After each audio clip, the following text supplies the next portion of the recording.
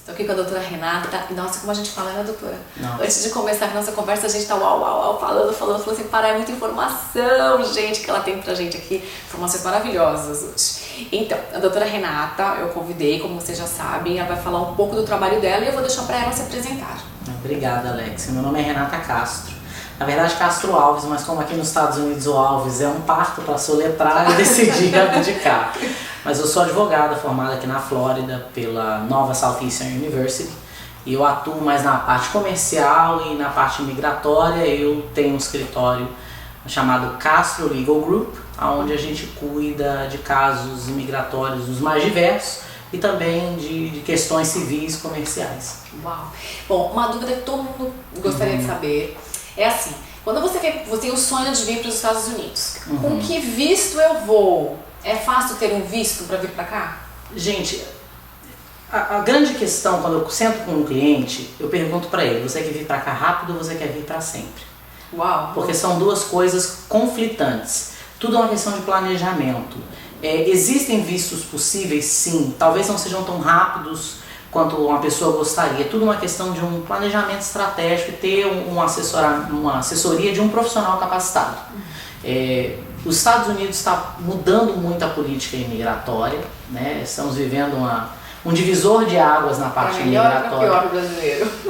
Eu acho para pior. Não para o brasileiro, eu acho que é uma questão geral. Né? Infelizmente, sem querer entrar na questão política, porque mencionei que eu estou me candidatando a vereadora na minha cidade, em Margate, e eu tenho tido a oportunidade de interagir com muitos políticos. O que a gente está vendo é uma xenofobia completamente infundada com a candidatura do Trump. Verdade. E a questão imigratória é algo que é muito nebuloso, porque ninguém entende o imigrante, porque são tantas pessoas, tantas línguas, tantas culturas, tantos vistos. Você nunca pensou na questão imigratória no Brasil, porque você nasceu lá.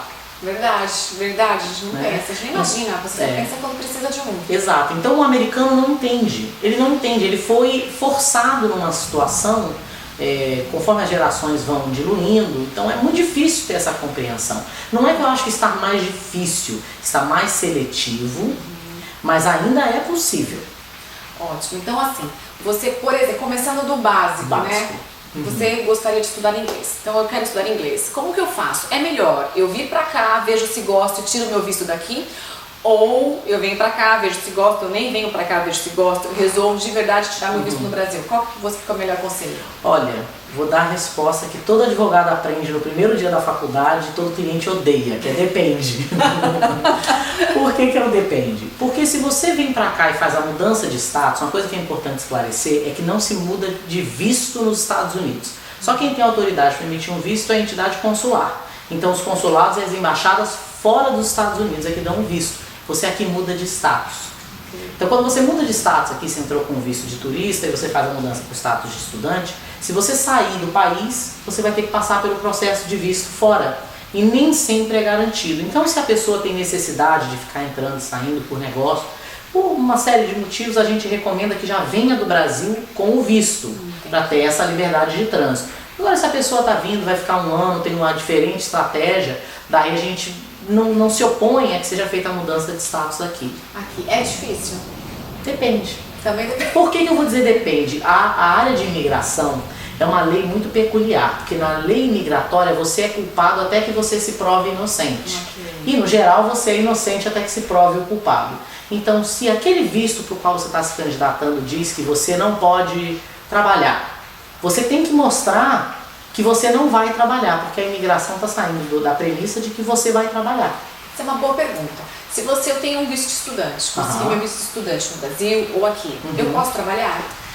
Depende. E eu não vou responder tudo com depende. Por que depende? Depende muito do estágio.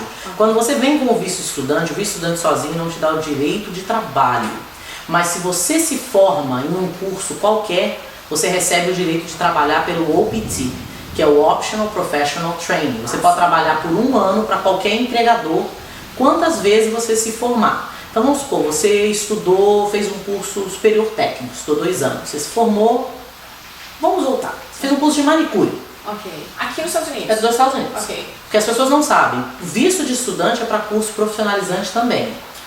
Então eu quero fazer... Não é só para aprender inglês? Não. Eu posso ter um visto para fazer uma faculdade? Corte e costura. Interessante. Se você é esteticista no Brasil, você quer ser cabeleireira, você tem condições de pagar o curso e de se manter aqui, você tira o visto, você estuda por um período X e depois você tira a autorização de trabalho por 1 ano. Aí depois que você trabalhou por 1 ano, você fala, sabe, eu agora quero estudar administração de empresas. Vou fazer um superior técnico. Estudei 2 anos, me formo, tiro uma outra autorização de trabalho. Cada vez que você se forma, você vai fazendo essa progressão. Então, você só pode trabalhar se o trabalho estiver diretamente atrelado ao seu curso de estudo. Então, se você está fazendo moda, né? Vamos falar do nosso assunto favorito. Isso é da hora. Você está fazendo moda e você recebeu uma oferta de estágio, não sei, na Chloé. Vamos usar um nome, né? Uma marca para dar um nome aos bois. Você recebeu uma oferta de estágio na Chloé e é um requisito da sua formatura fazer aquele estágio. Então você vai receber uma autorização de trabalho para que você trabalhe até 20 horas. Ai, que interessante. Por meio da escola. Você trabalha por meio da escola. Ótimo. E agora, vir para cá, tem que ter uma condição financeira, no mínimo, que possa pagar as próprias despesas. Sim, para estudar sim. Porque infelizmente a lei migratória ela é muito, como eu disse, nebulosa e ela não favorece o imigrante. Então é muito importante a pessoa entender que, apesar das consequências de violação de lei migratória não serem criminais, essa coisa de que vai entrar imigração na sua casa, vai te pegar pelo colarinho, gente, isso é fantasioso, isso é filme, não acontece na vida real com frequência. Até mesmo porque eles não têm contingente suficiente para isso. Mas você não quer fazer de uma situação temporária um problema permanente. Verdade. Com aquela violação que parece pequena, a gente infelizmente no Brasil ainda tem esse conceito muito raso de legalidade. Só é legal quando ninguém vê ou quando a gente não é pego. Então você quer ter um planejamento tributário para você agir dentro, imigratório, para você agir dentro dos confins da sua autorização, né, e poder entrar e sair daqui sem grandes problemas. Agora, tirando o visto de estudante, qual é um outro visto possível que por exemplo, eu trabalho no Brasil, tenho uma empresa, vamos falar do Brasil, né? Porque a gente vamos falar do Brasil, eu tenho uma empresa e eu gostaria de ir com a minha empresa, transferir minha empresa para aí, ou então eu quero abrir um negócio nos Estados Unidos. Como que eu faço? Existem outros vistos. Uma das coisas que as pessoas não sabem é que o Brasil, não o Brasil, mas pessoas fluentes em língua portuguesa, elas são qualificadas a fazer um programa com o exército americano chamado MAVNI. Eu acho importante falar desse programa, porque vamos supor, se você tem entre 17 e 33 anos, e você está nos Estados Unidos por 2 anos com um visto válido, inclusive de estudante. Você fala português, você faz uma prova, se você passa, você se alista no exército e você vira cidadão americano imediatamente. Uau, gente, não sabia disso. Se chama MAVNI. E aí você tem que trabalhar no exército. Você fica no exército por 6 anos, mas assim, o exército cobre todos os seus custos. Não é um programa fácil, não é assim, gente, vou pro exército. Homem e mulher. Homem e mulher. Você faz uma prova física e faz uma prova de conhecimentos em português e em inglês. Cada ano eles fazem uma análise de quais são os idiomas que eles precisam, eles abrem as vagas, né? Muita gente não faz porque tem medo de, vamos me mandar pra guerra e tal. Isso pode acontecer. Pode, mas pode acontecer com qualquer pessoa. Porque as pessoas não sabem que se você é um homem nos Estados Unidos entre 17 e 26 anos, mesmo indocumentado ou com visto de turista ou estudante, você tem que se alistar. Gente, eu não sabia disso. Para tudo. Como assim? Você tá achando que vem pra cá só ficar passeando jet ski, amor? Esquece. Não. Deixa aqui. Quando você tira o visto de estudante, vamos usar você como exemplo. Tá. Então você veio com visto de estudante, seu marido tem 18 anos. Six-pack, 18 anos. Boa magia. Boa magia. E ele tem 18 anos e veio pra cá. E vocês vão ficar com um período de 3 anos. Ele tem que se alistar no exército na reserva. E se ele estiver aqui e for chamado, ele vai. E se caso ele não se alistar aqui? Se ele não se alistar... tá rolando uma guerra e ele não se daí alistou. ele pode receber um knock-knock na porta, quem tá aí. De verdade? Gente, não sabia disso. Muita gente não sabe. As pessoas que recebem visto de estudante, vêm pra cá, elas me ligam lá no escritório assim, meu Deus do céu, recebi uma carta do exército, me acharam. Recebe? Recebe. Recebe. Capaz mesmo, me assustei agora. Você sabe que uma outra coisa, antes da gente falar dessa plétora de vistos que existem disponíveis, uma outra coisa que as pessoas não sabem é que os Estados Unidos é um país muito, não vou dizer opressor, mas digamos que ele é muito cobrador na parte de tributos. E você pode ser um residente fiscal dos Estados Unidos, mesmo sem ter green card ou ter um visto. Se você veio e ficou aqui mais do que um período X em um ano calendário, você é obrigado a pagar imposto na sua renda mundial. Então uma das coisas que ninguém pensa antes de vir para cá é, deixa eu procurar um tributarista, porque ele não associa a responsabilidade tributária com o visto, ele acha assim, só para americano ou só para quem tem green card. Então, por isso que é importante o profissional. Não é, eu tenho uma empresa, vou abrir isso, não é tamanho único do Brasil, né? Que a gente fica lá tentando entrar. Os problemas geralmente acontecem quando a pessoa não se adequa naquela casinha de visto. E a parte tributária que é bem séria, né? É bem séria. Você vai preso, não vai? Vai.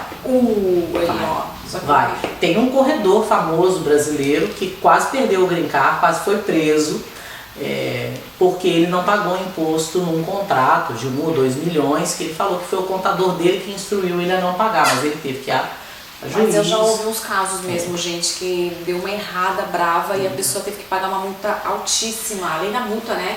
Mas você sabe, Alexia, que o pessoal fala, nos Estados Unidos a gente paga muito imposto. Isso é meio fábula. Aqui a tributação é feita de maneira diferente. Por isso que o planejamento, de uma maneira holística, ele é importante. Você ter um profissional de imigração, você ter um profissional de tributos, né? E você sentar com esses profissionais. E não é, eu vou mudar a minha vida para a imigração. É você falar, qual é o seu objetivo de vida? Meus clientes falam que eu sou meio psicóloga. Eu sempre falo do mundo ideal. Como é a sua vida nos Estados Unidos? Você vai ficar andando de jet ski o dia inteiro? Ótimo. Se esse é o seu mundo ideal, essas são as opções que a gente tem. Não, Renata, eu tenho a minha cadeira de meditação e tá bombando, e agora tem incenso. meditationseat.com. Tá bombando, eu tenho incenso, estou criando uma linha, estou querendo expandir comercialmente.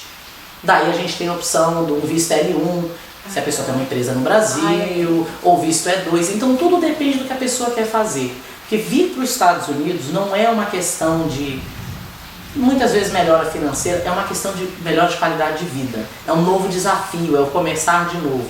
Muita gente vem e não gosta porque se adequou a uma realidade que ele não queria. Então, se você no Brasil é aposentado, tem uma renda passiva, para que você vai vir para cá e abrir um negócio? Vamos fazer um planejamento e ver como você consegue entrar aqui sem essa pressão. E é uma pressão. Ter um negócio aqui, gente, é uma pressão. É uma pressão. Aqui, eu acredito que a gente trabalha mais aqui do que no Brasil. Isso acho que ninguém fala, né? O pessoal acha que a gente fica só na praia. Essa vida glamurosa. Mas essa vida glamurosa, Miami, já disse que barco, é só fotos, gente. Porque a realidade, a gente arranca os cílios postiços e volta pro trabalho, então, esperando. A gente não arranca os cílios postiços, eles caem enquanto a gente lava a louça. Não é verdade? É bem verdade.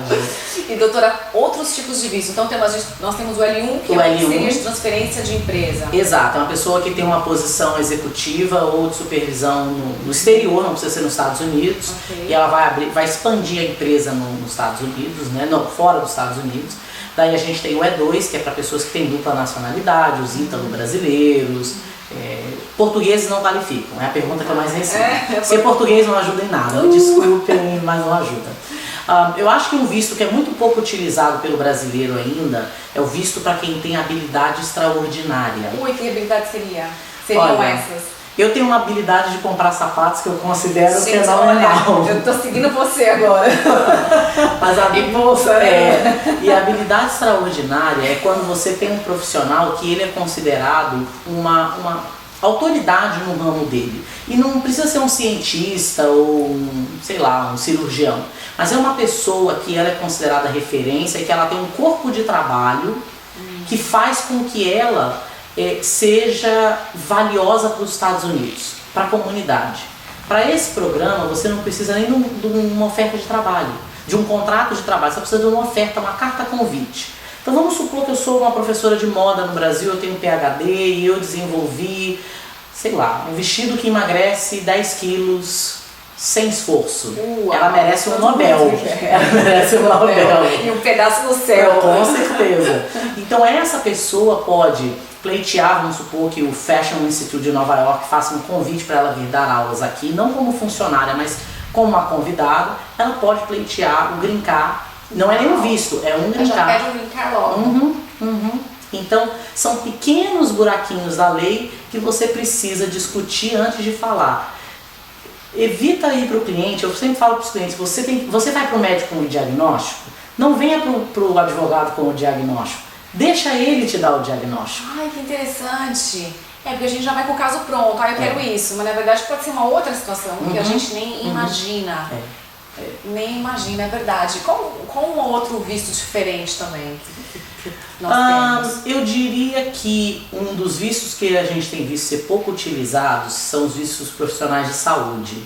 Ai, que interessante. Por exemplo, o fisioterapeuta, está havendo um êxodo de fisioterapeuta do Brasil para os Estados Unidos. Eu acho que uma semana eu atendi uns 7. Uau!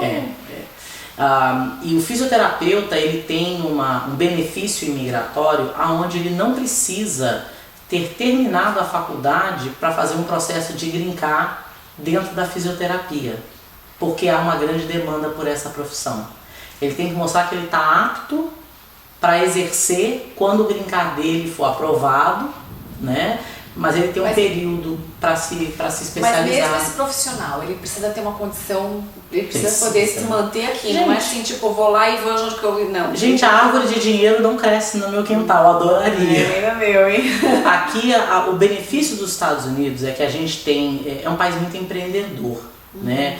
E aqui o que se planta colhe, mas é também um mercado onde o poder aquisitivo faz com que o consumidor tenha muito mais liberdade. Né? Eu sempre falo para os meus clientes que tem varejo no Brasil, eu falo, gente, esse negócio de botar uma portinha e achar que o cliente vem, aqui não funciona. Não. O cliente já sai de casa sabendo aonde ele vai, o que ele vai comprar, isso se ele sair de casa. Ele às vezes compra em casa porque a conveniência aqui pra gente é tudo. Então, porque tudo é longe. Exato, tudo é longe, não é só isso. Quando você pode comprar, o comprar deixa de ser o objetivo. Por exemplo, no Brasil as pessoas vão ao shopping, ir ao shopping é uma atividade. Aqui não vai. Não, verdade. Aqui a gente vai pra praia, né? A gente vai pra praia, a gente vai pro restaurante, porque você compra de casa. Eu tô falando a nível de massas. De massa, né? É verdade. E é engraçado que aqui a gente não tem um direito do consumidor tão opressivo quanto no Brasil. Porque aqui a gente tem aquele não gostou, devolve. Não gostou, devolve. Mas é o poder da força de compra. Porque o que vale mais é o meu dólar. Então se eu não compro com você, eu compro com outro. Você não quer me perder. Então se a minha meditation se está lá descosturando, eu chego lá na sua loja, a primeira coisa que você vai fazer, não, Renata, não se preocupe, eu vou costurar. Isso te dou uma nova. Te dou uma nova, te dou duas. Leva essa pra sua mãe, te dou uma nova, te dou um abraço, um beijo, bota uma foto, bota no Instagram, no Facebook, todas as mídias sociais. Mas isso é importante, sabe por quê, Alexia? Quando você é empresário no Brasil, eu não sou advogada no Brasil, me formei aqui, não tenho a menor ideia de como advogar, até de me portar no fórum no Brasil com todas as pompas e circunstâncias, excelências, doutor. Eu falo, não me chamo de doutora, eu não opero ninguém, eu sou advogada, eu cuido de lei. Então eu não sei navegar esse mercado. Antes de falar, não, eu vou fazer L1 e vou morar lá, vamos pensar na parte migratória, mas vamos pensar na parte comercial também. Qual é a viabilidade do seu negócio nos Estados Unidos?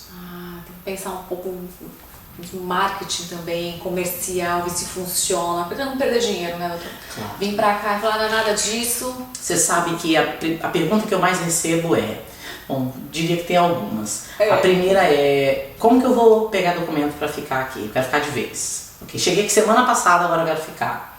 Ok? Oi? Oi. Eu não falo inglês e espanhol, não falo nada. Não falo inglês, não tenho empresa no Brasil, não tenho dinheiro, não tenho um gato pra puxar pelo rabo, o que eu vou fazer? Eu tenho um sonho. Infelizmente eu gostaria de ajudar a todos, mas não é viável. A segunda questão é, quanto que eu preciso para abrir um negócio nos Estados Unidos? E a minha resposta sempre é, depende. Você vai me dizer isso, porque você conhece o seu negócio melhor do que eu. Então se eu vou vender orquídeas, o que um orquidário precisa para sobreviver? É um sistema de estufa, é um aquífero, é o que quer que seja. Eu não sou especialista em orquidário, sou especialista em lei. Então, alguns programas, como o EB5, que é o visto de investidores, são um pouco mais diretos. Você investe 500 mil, que pode ser um negócio próprio, que muita gente não sabe. Eles acham que 500 mil é só um projeto de um fundo de investimento.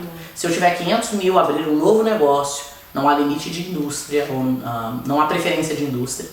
Desde que gere 10 novos empregos em período integral em 2 anos e meio, você pode ganhar o Green Card direto por aquele projeto.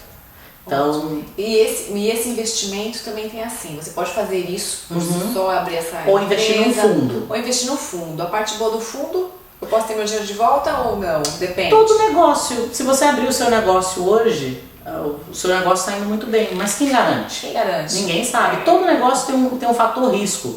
O benefício do fundo, na minha opinião, é que ele isola o seu risco imigratório do risco financeiro. E te poupa de trabalhar. Bom, isso é ótimo, né? Não, porque se você investe, imagina, são 10 funcionários, uma função para você fazer isso funcionar e ter que comprovar ali em 2 anos. 10 funcionários aqui nos Estados Unidos. Aqui nos Estados Unidos a gente não tem uma pessoa do café, uma pessoa do almoxarifado, uma pessoa que atende o telefone. Eu acho mó barato quando eles me ligam do Brasil e falam assim: doutora Renata, doutor João quer falar com você. Eu penso, por que o doutor João não pegou o telefone? Me chamou. Então a gente não tem, a gente tem uma mão de obra que ela é muito mais multitasker, né? Faz várias atividades ao mesmo tempo. Eu tenho um funcionário lá que faz quase tudo. Até me beija. Ai, tudo bem, senhora? Tudo bem, jamais não. Não, tem que me agradar, eu também não quero. Não é assim? No Brasil não, mas eu tenho 500 pessoas. Você tem 500 pessoas, então você tem que ver o que vai fazer o seu plano de negócio, o seu negócio ter mais possibilidade de vencer, de vingar. Então, às vezes você tem um negócio, eu tenho clientes que têm negócios mega lucrativos, porque eles têm 2 funcionários. Daí a gente conversa e vê, vale a pena contratar mais 8? Não, não vale, vai tirar dinheiro, ele vai, né? Então vamos investir, vai investir num fundo? Vou. Mas é tudo uma questão da gente fazer uma análise detalhada para cada pessoa. E também tem aquilo, quando você tem um funcionário, tem toda a parte tributária também, né? Do funcionário, você tem que pagar um monte, não é só pagar o salário, né? Tem que pagar um monte de taxa também. Você sabe qual a maior dificuldade de você ter um funcionário aqui nos Estados Unidos, Alexia, que eu vejo os meus clientes sofrerem muito, é que há uma mobilidade muito grande. O seu funcionário hoje é funcionário, no outro dia ele vira para você e fala: olha só, você tem meditation chair, eu tenho videogame chair.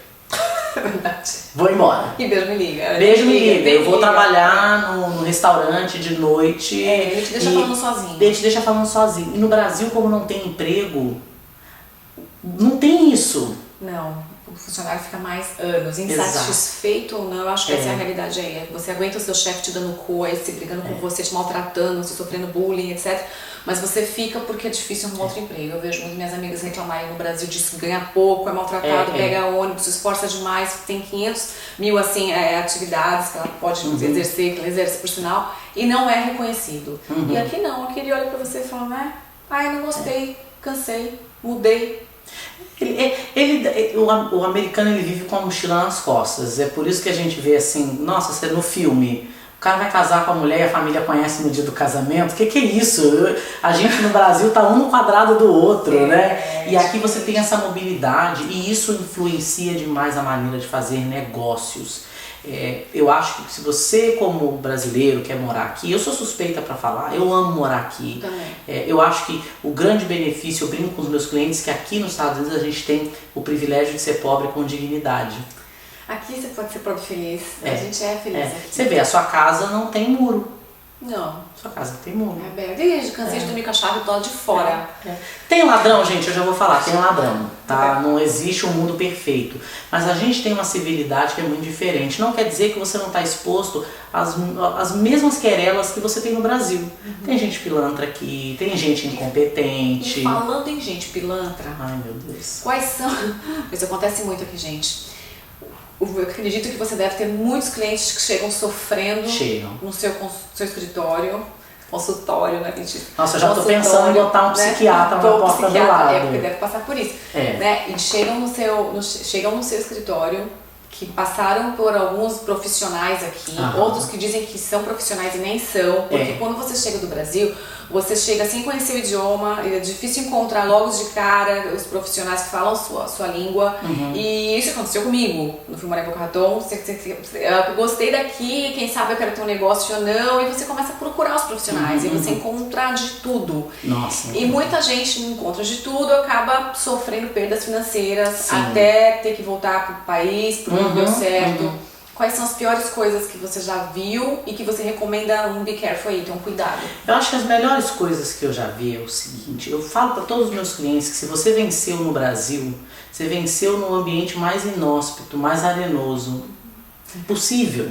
Você tenha esse conhecimento. Não abaixe a sua guarda porque você está aqui.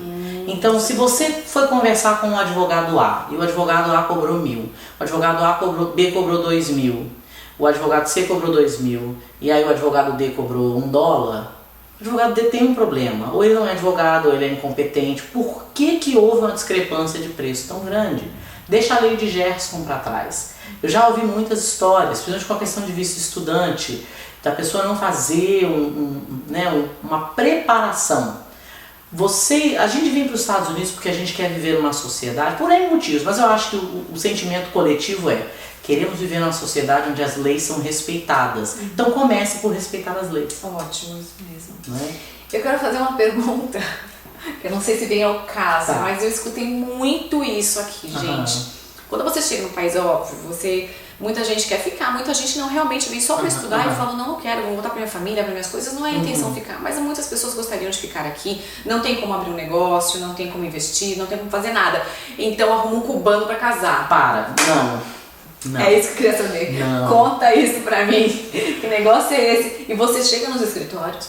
Eles oferecem. Tem alguns escritórios que falam assim, não, mas eu tenho a solução pra você ficar aqui. Tem um cubano pra você casar. Por favor, relata algum caso, que eu já ouvi 500 mil gente que se deu mal fazendo isso, mas eu quero que a doutora me explique. Eu falei para um cliente, porque um cliente veio ao meu escritório, e eu posso falar a respeito disso, porque a gente, quando conversa com o cliente, tem confidencialidade, mas em certas circunstâncias, né, a gente pode falar a respeito, e esse é um caso. Aí o cliente chegou para mim, conversamos, ele falou, B5 é 500 mil eu não coloco porque eu não sou otário. Foram as palavras dele. Ok. L1, a empresa dele não adequava, ele não qualificava para E2, não qualificava para mais nada. Ele falou, já tenho a solução. Vou casar com uma cubana. Eu falei, ok. Falei, mas se o casamento for falso, eu como advogada não posso te representar. Porque eu como advogada nos Estados Unidos sou considerada um agente do fórum. E como tal, se eu ajudo o meu cliente a perpetuar um crime, eu sou cúmplice. Exatamente. E laranja não é o meu novo black. Não é. Ela foi boa. E eu falo pro cliente, eu falo, olha, a pessoa que está disposta a cometer um crime com você, vai cometer um crime contra você. Porque ela já mostrou o caráter dela. Enfim, o cliente falou, não, vamos fazer. E aí eu estava relatando para ele uma situação. Uma cliente ligou no escritório, desesperada. Ela foi fazer o caso de cidadania dela. E no caso de cidadania, ela decidiu... No dia da cidadania, da entrevista, já tinha um green card há 5 anos, casou com um cubano. Olha aí, gente. E um agente da imigração estava em pé na hora da entrevista. E ela fez a prova, linda e sorridente, e aí o agente falou, olha, nós vamos negar o seu caso. Ela falou, por quê? Ele falou, o seu marido, ex-marido, casou com outra pessoa antes e depois de você, um casamento vendido, e ele admitiu que você comprou o casamento dele. E aí ela falou, não, isso não é verdade e tal. E ela falou, não, então você vai ter que provar. Negar a cidadania dela. O que as pessoas não sabem é que você casou com o cubano, deu certo, você pegou o green card, você pegou a cidadania. Se for constatado que o casamento era uma fraude, você pode ser cidadão que eles tiram. Ou seja, todo aquele investimento, porque eu ouvi dizer que o pessoal gasta isso. E ouvi cada absurdo. Falando disso, gente, eu super presto atenção. Porque quando alguém me fala isso pra mim, fala, olha, tem cada caso que eu escuto aqui. Porque a hora que você casa, você nem era o assunto, mas eu quero deixar isso bem claro, gente. Porque nem é gostoso ficar falando disso assim em YouTube, mas eu acho que a gente vale a pena comentar. O pessoal fala assim, custa, sei lá, $5.000 pra casar. Aí casou, o cara fala, agora... Começa a extorquir. É o seguinte, vai levar minha família... Eu já ouvi isso. Vai levar minha família pra jantar. Eu preciso de um carro novo. A conta vai subindo e tem gente que passa anos trabalhando para sustentar aquele cubano e a família do cubano por conta do visto. Eu te pergunto, isso vale a pena? Não, gente, não vale a pena. Eu acho que o mais vale importante é a pessoa entender o seguinte: você vai passar a ser extorquido por aquela pessoa. Gente, presta bem atenção quando vocês vierem para os Estados Unidos e alguém te dá essa ideia. Não faça isso. Agora, uma coisa que eu acho muito interessante falar é que, vamos supor que você casou, porque aí entram as mocinhas românticas, chegamos aqui, e aí os príncipes, né? Sim. Que viram sapo depois de algumas horas. Ai, meu Deus. Isso é muito comum. As princesas que viram mocreias, porque também acontece do caminho inverso. O casamento aqui ocorre muito rápido, o imigrante casa muito rápido, porque o fator documento, a solidão, faz com que você entre num casamento muito mais rápido do que você entraria no Brasil, que o pessoal fica noivo 20 anos. Porque você não tem família, você não tem ninguém, então a carência que é afetiva, você fica desesperado por amizade. Então, quando você encontra um brasileiro aqui de primeira, você se apaixona por ele, né? Vamos combinar que você quer pagar menos aluguel. Boa. Vai morar com a pessoa, você fala, vamos dividir o aluguel. No meio. E o que acontece? Se você casa com um cidadão americano ou uma pessoa que é portadora de green card e você sofre abuso físico ou verbal, você recebe o seu green card como vítima de violência doméstica, sendo homem ou mulher, independente da maneira que você entrou nos Estados Unidos, desde que você consiga documentar aquele abuso. É muito comum. O abuso não é eu te bati ou eu quebrei um vaso. O abuso é, sou casada com a Alexia, vou te denunciar para a imigração. Se você não fizer isso, eu vou te denunciar para a imigração. E você vai fazendo toda uma documentação sistemática daquele abuso psicológico, mensagem de texto, foto. Às vezes só tratamento psicológico é o suficiente e as pessoas não sabem que têm acesso a essa oportunidade. Gente, isso é muito importante você ficar sabendo. Agora não vai pegar esse bater de propósito, fazer um vídeo, falar que apanhou do marido pra poder não brincar, hein? Tem roupa pra tudo aqui nesse mundo, não vai fazer isso, você não pode.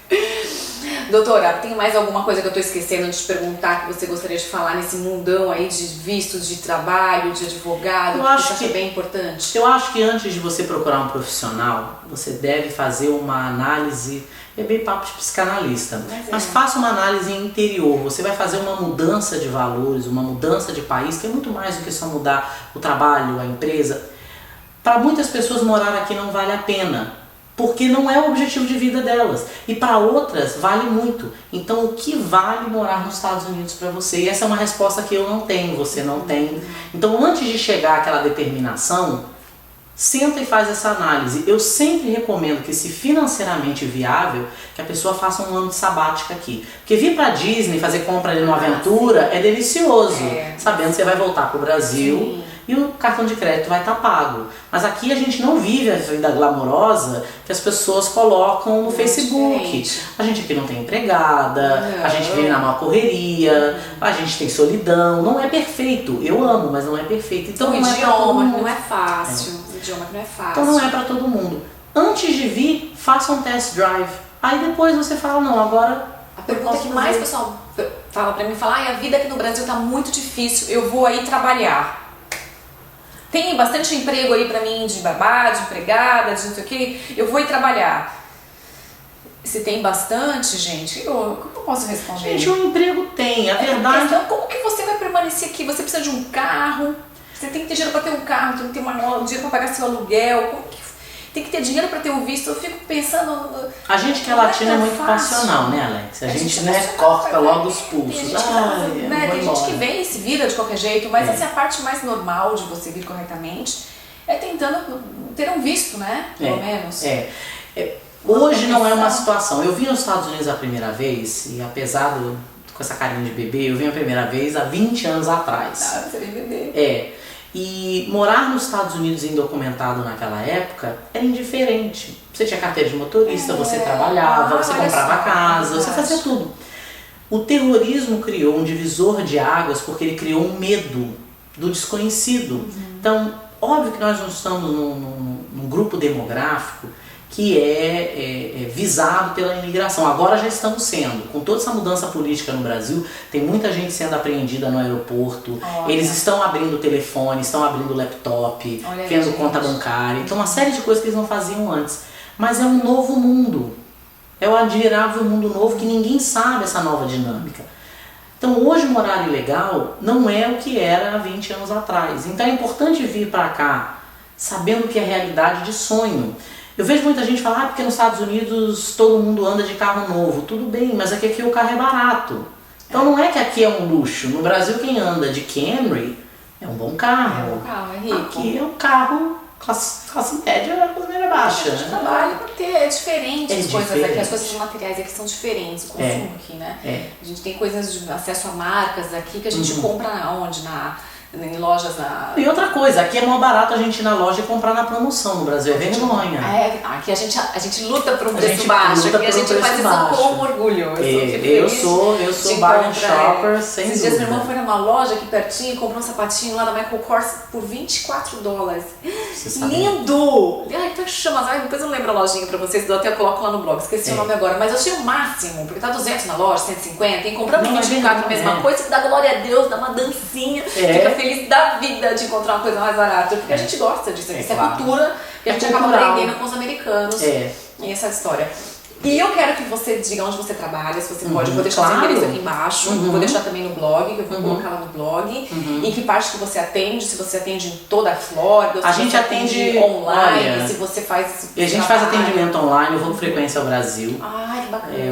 O site do meu escritório que está em construção é Castro Legal Group, tudo junto. Mas se você procurar meu nome na internet, Renata Castro Alves, ou Renata Castro, advogada de imigração. Ótimo. Ontem eu achei engraçado porque eu fui me procurar para procurar um artigo. Eu falei, gente, quem que é essa pessoa que eu desconheço, que está publicada e tal. A gente faz atendimento por Skype, a gente faz atendimento por telefone. E eu sempre sugiro ao cliente que antes do atendimento faça um pequeno rascunho, né? Agora uma coisa que eu gostaria de tocar, porque eu tenho visto muito. Ótimo. Visto de turista não pode estudar na escola pública. Me conta isso. Não pode. Eles te aceitam, mas isso é uma violação dos termos do seu visto. Então... por exemplo, você tem que seu filho está em idade escolar. Ele não pode ir para uma escola pública. Não é que ele vai, ele é aceito. Ele não pode, mas ele é aceito. Vamos pensar assim, se você está de férias em Salvador e você mora no Rio, você não vai pegar o seu filho e matricular ele na escola por um mês para ele estudar na escola de Salvador, para ele provar a escola de Salvador. Então, é claro, a gente está falando dentro de uma soberania nacional, aqui a gente está falando de um outro país. Visto de turista é para turistar. 6 meses é para turistar, para ver Mickey, para ir a Nova York, para a Califórnia, para ficar dentro de casa olhando, né, contemplando. Mas não é para trabalhar. Eles não deram 6 meses para trabalhar, eles não deram 6 meses para estudar numa escola pública. Então é importante entender que o status, muita gente fala para mim no escritório, eu não quero ficar ilegal. Aí eu pergunto, você está trabalhando? Eles falam sim. Eu falo, então vamos acabar com isso, você já está ilegal. Você já está ilegal, já acabou aí. Não te pegaram, mas você está ilegal, porque você tem um escopo de autorização assim e você está atuando. Eu sempre falo que é parecido com alguém te convidar a ser convidado à casa de alguém. Estou aqui na sua casa, a gente está aqui nessa sala maravilhosa, mas eu estou confinada à sala. Você me autorizou à sala. Mas aí eu falo, não, acho que eu vou ali na cozinha fazer uma boquinha, mas você não me deixou ir na cozinha fazer a boquinha. A gente tem que pensar tudo, né? Então são coisas que é muito importante entender, porque aquilo pode criar um problema, sim. Porque a gente escuta muito falar, não, você foloca seu filho na escola pública e acabou isso. Né? Não é bem assim. Não é bem assim, não pode. Não pode. Tá vendo? Mas quando você tira um visto, você pode ter um visto para os seus filhos e aí eles podem estudar. Pode, se você tem um visto de estudante, os seus filhos podem estudar. Inclusive, você pode tirar um visto de estudante pela escola pública desde que você pague a anualidade da escola. Porque a escola pública tem a anuidade? A gente não paga em mensalidade. Então a gente aqui é tudo ano. Pergunta que criança que tem filho. Você paga a anualidade. Então, quando você vem e matricula o seu filho na escola, qual é o problema? É o fato de que você usou um benefício pago por tributos e você não contribui. Então, se você quiser, vamos supor, tem muita gente que vem fazer EB5. E o EB5 demora, que é o visto de investidor, e a pessoa quer vir amanhã, porque ela quer decorar a casa que ela comprou em Sunny Isles e ela quer vir. Ótimo. Ela pode pegar o filho dela, para o filho não ter que ficar mudando de escola, a gente vai à escola pública e a escola pública emite um documento que vai falar, custa X para estudar aqui por ano. Acho que é muito mais barato do que uma escola particular. Gente, a escola aqui prepara, eu acho que prepara muito menos academicamente e muito mais para a vida. Interessante. É uma mudança de valores aqui, apesar de ter toda uma polêmica, mas isso aí é para um outro vídeo. E é um vídeo no Meditation Chair, porque é super polêmico. Eu quero saber. Mas a questão da escola aqui é com certeza mais barata, é mais tempo. Olha a questão das creches. Aqui ninguém tem babá. A grande maioria das pessoas não tem babá. É creche. É, a maioria. Mas na creche a criança fica o dia inteiro, ela come, ela tem toda uma dinâmica. Então é tudo É gastos, são gastos, é despesas São gastos. que o Estado tem. São Agora, debaixo do Web5, Aham. quando a gente tem esse visto, Uhum. demora 1 ano e meio. Às vezes. Enquanto isso, você fica aqui como visto de estudante. Porém, o visto de estudante ele não tem só 6 meses. Ou de estudante, desculpa, de turista. Na verdade, com o visto de turista, se você deu entrada no seu EB5 e você entrou com o visto de turista, você só pode ficar aqui o período dos 6 meses. Dos 6 meses. Então, para quem está querendo vir assim desesperadamente, é o visto de estudante, não tem muita alternativa. Ou seja, se você aplicou com esse visto de B5, onde você investe os $500 mil e você acha que pode ficar aqui embaixo desse visto, esquece. Você tem que ter outro para ficar. Inclusive, enquanto esse green card não chegar na sua mão, você não pode morar aqui. Isso é importante. Inclusive, eu já tive casos de pessoas que ficaram aqui, pessoas de pós, que ficaram aqui irregularmente e queriam fazer o EB5 e mesmo com o dinheiro não podiam fazer. Então só o dinheiro não é suficiente. Não, é verdade, isso é uma coisa interessante. Olha, mesmo com dinheiro, se você começar uma coisa errada aqui para consertar no trabalho, né? É complicado, mas é possível. É possível. Doutora, super obrigada. Obrigada a você. Eu vou deixar o seu telefone aqui para o pessoal entrar em contato.